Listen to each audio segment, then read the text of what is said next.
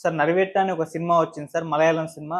ఓటీటీలో అన్ని లాంగ్వేజ్‌లో కూడా రిలీజ్ అయింది. అయితే ఇప్పుడు ఈ సినిమా గురించిన ఒక చర్చ కూడా జరుగుతుంది. అంటే దీన్ని చాలామంది 'జై భీమ్‌లా' ఉందని కంపేర్ చేస్తున్నారు. ఇలా రకరకాల సినిమాల్ని తీసుకొచ్చి కూడా కంపేర్ చేయడం చూస్తున్నాం. సో, ఈ సినిమాకి సంబంధించి మరి ఎలా ఉంది? మీ రివ్యూ ఏంటి సార్? అంటే ఇది కేరళలో జరిగినటువంటి ఒక యథార్థ ఘటనని తీసుకున్నారు. ఓకే. 22 సంవత్సరాల క్రితం కేరళలో ఆదివాసీలు చేసినటువంటి ఒక పోరాటం అందరికీ తెలుసు. హ్మ్. గీతానందన్ అనేటువంటి ఒక నాయకుడు, సికే జాను అనేటువంటి ఆవిడ, వాళ్ళిద్దరూ కలిసి ఆదివాసీ గోత్ర అని ఒక సంఘాన్ని ఏర్పాటు చేసి దాని ఆధ్వర్యంలో ఆదివాసీలకి వాళ్ళ భూములకి కనీస రక్షణ కోసం చేసినటువంటి ప్రయత్నం. అంటే ఆదివాసీ ప్రాంతాలలో వాళ్ళ భూముల్ని వడ్డీ వ్యాపారులు అంటే 5 రూపాయలు వడ్డీకి ఇచ్చి భూమి మొత్తం లాగేసుకునేటువంటి పరిస్థితి. వాళ్ళ అమాయకత్వాన్ని ఆసరాగా చేసుకుని వాళ్ళ అమాయకత్వాన్ని అంటే తెలియనితనాన్ని ఆసరాగా చేసుకుని వాళ్ళకి ఏవేవో రకరకాల వస్తువులు ఇచ్చి ఆ వస్తువులకు ఇచ్చినటువంటి పేమెంట్ వెనక్కి రాలేదు అనే ఉద్దేశంతో వాళ్ళ భూములు రాయించేసుకుని అక్రమంగా పేదల భూములు కాజేసినటువంటి సందర్భం. దానికి వ్యతిరేకంగా నిజానికి నక్సల్బరీలో జరిగినటువంటి రైతాంగ పోరాటం కూడా ఇదే. అక్కడ జోతేదారులు అంటారు వడ్డీ వ్యాపారుల్ని. అలాగే శ్రీకాకుళ పోరాటం వెంకటాపు సత్యం గారి నాయకత్వంలో జరిగినటువంటి శ్రీకాకుళ పోరాటానికి కూడా ఇదే పునాది, వడ్డీ వ్యాపారమే. వడ్డీ వ్యాపారం అలాగే ఈ మైదాన ప్రాంతాల్లో నుంచి అడవుల్లోకి వెళ్ళినటువంటి వ్యాపారస్తులు చింతపండు అమ్మేసి పొలాలు రాయించేసుకున్న సందర్భాలు శ్రీకాకుళం జిల్లాలో చూసాం మనం. దాని మీద భూషణం గారు అడవంటుకున్నదని అద్భుతమైన కథ రాశాడు. ఆ కథని మనం సినిమాగా తీయలేకపోయాం. అది ప్రయత్నం జరిగి కూడా ఆగిపోయింది.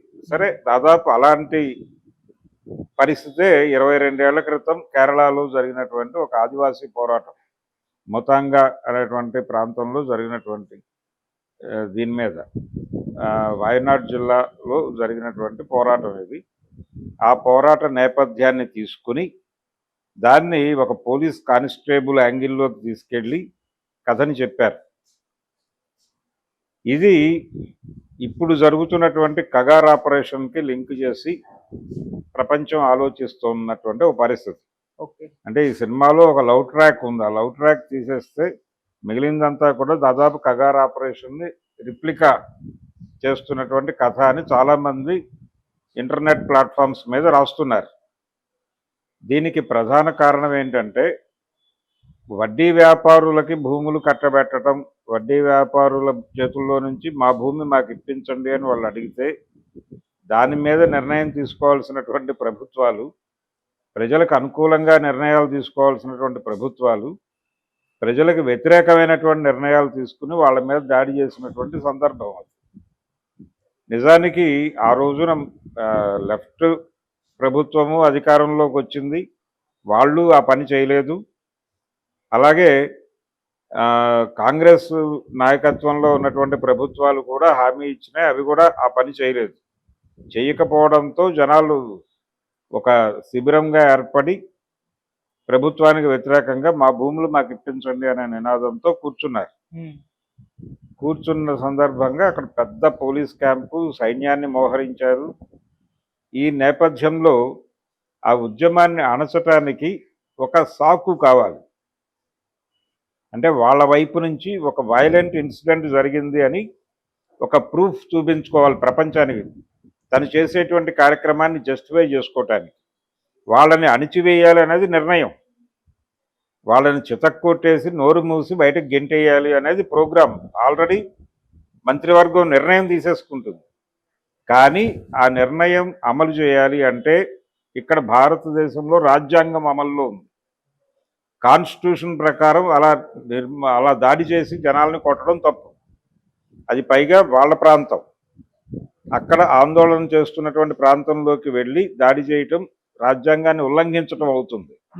అందుకని రాజ్యాంగ ఉల్లంఘన జరగకుండా తాము లోపలికి వెళ్ళి వాళ్ళని చితక్కొట్టడానికి ఒక సాకు కల్పించుకోవాలి అని అనుకుంటుంది ప్రభుత్వమే. అనుకుని ఒక రూపకల్పన చేస్తారు. ఆ రూపకల్పన ఏంటంటే చాలా స్పష్టంగా మనమే ఒక పోలీసుని చంపేసి ఈ నెపాన్ని మావోయిస్టుల మీద వేసి మావోయిస్టులు ఈ ఉద్యమానికి మద్దతు ఇస్తున్నారు, ఈ ఉద్యమం ఇంతకాలం జరగడానికి వెనకాల ఉన్నది వాళ్లే అని ముందు ప్రచారం చేసి మావోయిస్టులు పోలీస్ని చంపేశారు అని గనక క్రియేట్ చేస్తే, అలా ఒక సాకు చూపించి మావోయిస్టులతో లింక్ ఉంది వీళ్ళకి, ఆదివాసీలకి, వీళ్ళు ఇంత మిలిటెంట్గా వీళ్ళు ఇక్కడ కూర్చుని పోరాటం చేస్తున్నారు అంటే వీళ్ళ వెనకాల ఖచ్చితంగా మావోయిస్టులు ఉన్నారు అనేది ముందు ఎస్టాబ్లిష్ చేసి, ఆ తర్వాత మావోయిస్టులు ఒక పోలీసుని చంపేశారు అనేది ఒకటి మనమే క్రియేట్ చేసి ఆ సాకుతో వీళ్ళ మీద దాడి చేసేసి వీళ్ళని గెంటేయాలి అనేది ఒక కార్యక్రమం ప్రభుత్వం రూపకల్పన చేసేసుకుని పోలీస్ బాసుల ద్వారా లోకల్ అక్కడ ఉన్నటువంటి ఎస్పీకి కమాండ్ వచ్చేస్తుంది. వెంటనే తను ఒక సైనికాధికారి సహాయంతో ఒక పోలీస్ ఆఫీసర్ని, ఒక సిఐ ర్యాంక్ ఆఫీసర్ని చంపేస్తారు. చంపేసి ఆ నెపం చూపించి ఆదివాసీల మీద దాడి చేసి వాళ్ళని చెదరగొట్టేసి తక్కొట్టి పంపించేస్తారు. ఇది కార్యక్రమం. అయితే ఈ సిఐతో పాటు ట్రావెల్ అయ్యేటువంటి అతనికి నిజానికి పోలీస్ కానిస్టేబుల్ ఉద్యోగంలోకి రావటమే ఇష్టం లేని ఒక యువకుడు. ఇది ఫిక్షన్. ఇందాక మనం వాళ్ళు ప్రాతిపదికగా తీసుకున్న కథ ఒరిజినల్ ఇన్సిడెంటే, అక్కడ జరిగిన సంఘటనే. కానీ ఈ కానిస్టేబుల్ క్యారెక్టర్ ఫిక్షన్. ఇది కల్పన చేసి అతను పోలీస్ డిపార్ట్మెంట్లోకి కానిస్టేబుల్ ర్యాంకులోకి రావటానికే ఇష్టపడని వ్యక్తి రకరకాల కారణాల చేత వస్తాడు.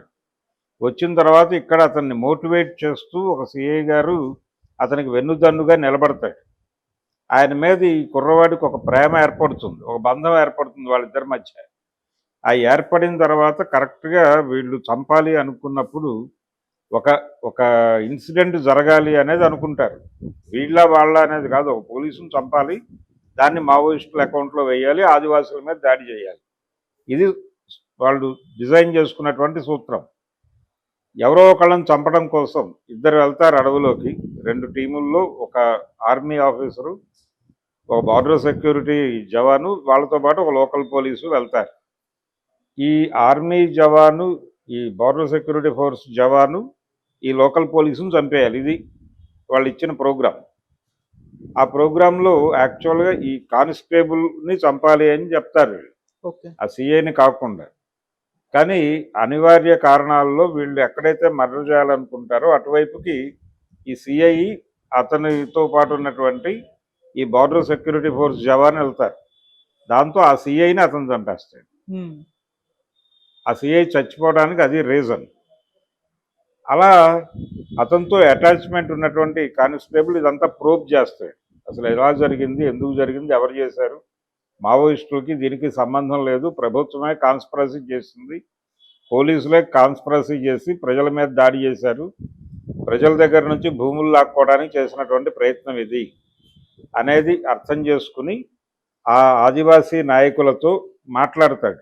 వాళ్ళు అప్పటికే జైలుకి వెళ్ళిపోయి ఉంటారు. జైలుకు వెళ్ళిపోయినటువంటి ఆదివాసీ నాయకులతో మాట్లాడటం ద్వారా ఇతనికి ఒక క్లారిటీ వస్తుంది. క్లారిటీ వచ్చిన తర్వాత లీగల్ ఫైట్ చేద్దామని ఒక జడ్జి గారిని ఆశ్రయిస్తారు. ఆ జడ్జి గారు ఇచ్చిన ప్లాన్ ప్రకారం ఈ మొత్తం విషయాన్ని ప్రపంచాన్ని దృష్టికి తీసుకొచ్చి ఆ కన్సర్న్ ఆఫీసర్లను బోనెక్కించడంతో కథ ముగుస్తుంది.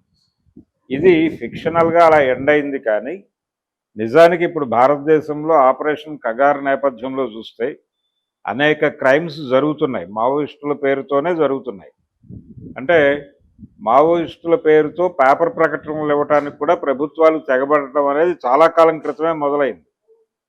గుంటూరు జిల్లాలో నల్లమలలో అక్కడ ఉన్నటువంటి దళాలని ఖాళీ చేయించడంలో వైఎస్ రాజశేఖర రెడ్డి గారి ప్రభుత్వం చాలా క్రియాశీలకంగా వ్యవహరించి ఆశ్రయించింది కూడా ఇలాంటి పద్ధతుల్ని. అంటే తామే ఒక సింపథైజర్ని, ఎక్కడ పిడుగురాళ్ల ఏరియాలో ఒక సింపథైజర్ని పోలీసులే చంపేసి వాళ్ళే మావోయిస్టు పార్టీ పేరుతో ప్రకటన ఇచ్చారు, పోలీసులు చంపేశారని. గ్రీన్ టైగర్స్ అనే పేరుతో ప్రకటన. గ్రీన్ టైగర్స్ అనే పేరుతో జిల్లా బంద్కు కూడా పిలుపునిచ్చారు అప్పుడు, ఉమ్మడి గుంటూరు జిల్లా. ఓకే. మావోయిస్టు పార్టీ తేరుకుని అతను మా సింపథైజరు, అతను పోలీస్ ఇన్ఫార్మర్ అని ఇంకో ప్రచారం, ఇలా కన్ఫ్యూజ్ చేయటం, విషయాన్ని చంపేసి కన్ఫ్యూజ్ చేయటం. ఈ గందరగోళం మధ్యలో పార్టీ క్లియర్గా ఇది జరిగింది, ఇది అతను మా సింపథైజరు, మా సింపథైజర్ని చంపడం కోసం వీళ్ళు చేసిన కార్యక్రమం ఇది, చంపిన వాళ్లే ఇష్టం వచ్చినట్టు ప్రకటనలు ఇస్తున్నారు, ఒకరోజు అతను పార్టీ మనిషి అని, ఒకరోజు కాదని, ఇన్ఫార్మర్ అని, అన్నీ వాళ్లే మాట్లాడేస్తున్నారు. ఇలా రోజుకు ఒక ప్రకటన విడుదల చేసి కన్ఫ్యూజ్ చేయటం కోసం చేస్తున్న డ్రామా ఇది. కాబట్టి ఈ నాటకాన్ని అర్థం చేసుకోండి అని మావోయిస్టు పార్టీ ఒక ప్రకటన చేసింది. ఆ ప్రకటన ప్రపంచానికి అందకుండా చేయడానికి ఎంత చేయాలో అంత చేశారు. సజ్జన్నార్ గారు అప్పుడు ఎస్పీగా ఉన్నారు అక్కడ, గుంటూరు జిల్లా ఎస్పీగా. ఈ సందర్భంలో గ్రీన్ టైగర్స్ అంటే ఎవరో కాదు పోలీసులే అని ఒక ప్రెస్ మీట్లో మాట్లాడినందుకు గాను నన్ను కూడా పిలిచి ప్రాసిక్యూట్ చేశాడు ఆయన, సజ్జన్నార్ గారు, ఆ రోజుల్లో. కాబట్టి ఇది ఈ సినిమా చూడగానే నాకు అవన్నీ గుర్తొచ్చినాయి, ఈ సంఘటనలన్నీ. కాబట్టి ఈ పోలీసు వాళ్ళు ఈ కుట్రలు పన్నటం అనేది కొత్త ఏం కాదు, రకరకాల పేర్లతో చంపారు. గ్రీన్ టైగర్స్ అని ఒక చోట చంపారు, ఇంకో టైగర్స్ అని ఇంకో చోట చంపారు, ఇలా రకరకాల మారు రూపాలలో హత్యాకాండ చేశారు. ఏది, మావోయిస్టు పార్టీ కార్యకర్తలని చంపారు, మావోయిస్టు పార్టీ మీద నెపం వేయటానికి ఇలాంటి పనులు కూడా చేశారు. ఇలా ఈ కుట్రల్ని, అంటే డిపార్ట్మెంట్ చేసిన కుట్ర కాదు ఇది, వాస్తవానికి పోలీస్ డిపార్ట్మెంట్లో హైయర్ అఫీషియల్స్ తీసుకున్న నిర్ణయం కాదు, ఈ నిర్ణయం ప్రభుత్వం చేసింది. ప్రభుత్వం నుంచి హోంశాఖ ద్వారా అమలైనటువంటి ఒక దుర్మార్గమైన కార్యక్రమం. ఏది, ఈ నరివేట్ట సినిమాలో చూపించినటువంటి సంఘటన. అంటే ప్రభుత్వం నుంచి ప్రతి 2 నిమిషాలకి ఓసారి తొందరగా ముగించండి అని చెప్పి వాళ్ళకి నోటీసులు సర్వ్ అవుతూ ఉంటాయి, ఇంత డిలే ఎందుకు చేస్తున్నారు మీరు అని. అందుకని అది హ్యాండిల్ చేసి ఆదివాసీల్ని చంపేసైనా సరే ఆ భూములు వాళ్ళకి అప్పచెప్పడం ప్రోగ్రాం, వ్యాపారస్తులకి ప్రయోజనం చేకూరే విధంగా ప్రభుత్వాలు వ్యవహరిస్తున్నాయి, ఆదివాసీల్ని చంపేయడానికి కూడా సిద్ధపడుతున్నారు అనేది ఆ సినిమాలో కాంటెక్స్ట్. దాదాపుగా ఇప్పుడు జరుగుతున్నది కూడా అదే. అటవీ ప్రాంతాలని కార్పొరేట్లకు కట్టబెట్టడం కోసం, ఆదివాసీల్ని బయటకు గెంటేయటం కోసం మావోయిస్టుల పేరుతో మొత్తంగా ఆదివాసీలందరినీ మావోయిస్టులు అని ముద్రేసి, మావోయిస్టుల పేరుతో వాళ్ళని సరెండర్ చేసుకుని, మావోయిస్టులకు ఇచ్చే రిహాబిలిటేషన్ ప్రోగ్రాంలో భాగంగా వాళ్ళకి ఇంకెక్కడో ఇళ్ళు ఇచ్చి, ఇలా అడవుల నుంచి ఆదివాసీలను ఖాళీ చేయించేస్తున్నటువంటి ఒక కుట్ర మనం చూడొచ్చు ఇప్పుడు అడవుల్లో. ఛత్తీస్గఢ్లో జరుగుతోంది అదే. రోజుకి కనీసం 20 సరెండర్లు జరుగుతున్నాయి అక్కడ. ఈ 20 సరెండర్లు 20 నుంచి 200 మందిని సరెండర్ చేస్తున్నారు. ఎక్కడి నుంచి పట్టుకొస్తున్నారు వీళ్ళందరినీ అంటే, అడవుల్లో ఉన్నటువంటి ట్రైబల్స్ అందరినీ పట్టుకొచ్చి సరెండర్ చేసి బయటకు తోసేస్తున్నారు. వాళ్ళందరూ ఇన్ టోటల్ మావోయిస్టులని ముద్రేశారు. ఇది జరుగుతోంది. ఎవరైనా ఎదురు తిరిగితే చంపేసి మావోయిస్ట్ అంటున్నారు. ఇలాంటి పరిస్థితి నడుస్తోంది ప్రస్తుతం. కార్పొరేట్ల కోసం ఏం చేయడానికన్నా సిద్ధపడిపోయినటువంటి కేంద్ర ప్రభుత్వం ప్రజల మీద చేస్తున్నటువంటి యుద్ధం పేరే కగా. కాబట్టి ప్రజల మీద జరుపుతున్నటువంటి ప్రభుత్వాలు ఎలా యుద్ధం చేస్తాయి, ప్రజల్ని చంపడానికి ఏమాత్రం ఎలా మొహమాట పడవు, మొహమాట పడకుండా చంపేయడానికి ఏం చేయడానికైనా అలా తెగిస్తాయి అని, ఆ విషయాలు తెలుసుకోవాలంటే ఈ నరివేట అనే దాని అర్థం వేట అని.